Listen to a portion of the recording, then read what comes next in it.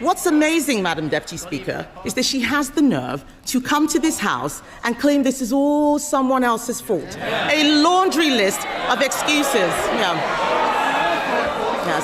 Yes.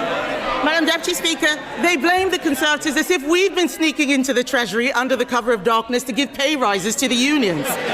She inherited an economy with inflation at 2% and record high employment. She has tanked it in just over a year. Endless excuses. She blames Brexit. She blames Donald Trump. She needs to blame herself. And I've got some news for her. The Chancellor didn't seem to understand what the OBR was saying. Inflation is up, not down, and that inflation was stoked by her tax and spend decisions.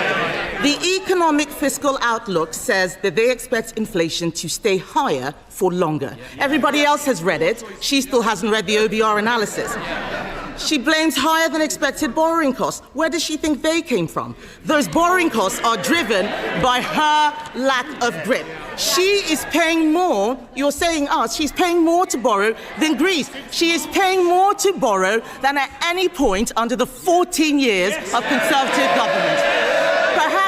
Perhaps if Labour MPs read a book sometimes, they would know something. That includes an energy crisis, Madam Deputy Speaker. Under us, we had an energy crisis sparked by a war in Ukraine and a global pandemic. What is her excuse? What is her excuse?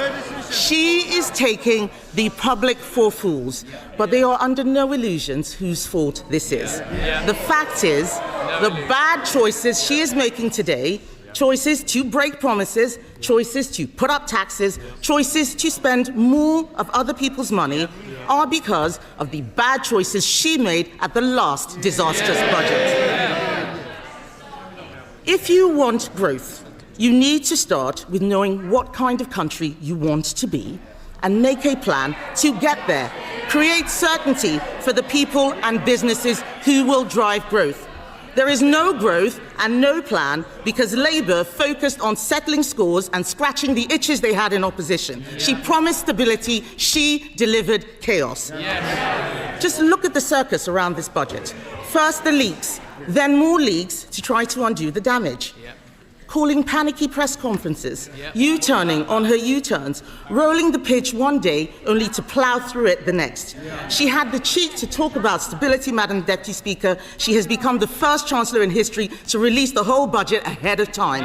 This is extraordinary. It tells you everything you need to know about her grip on the Treasury. She's making the UK a shambolic laughingstock to international investors, and if she doesn't resign for breaking her promises, she should sure as hell go for this.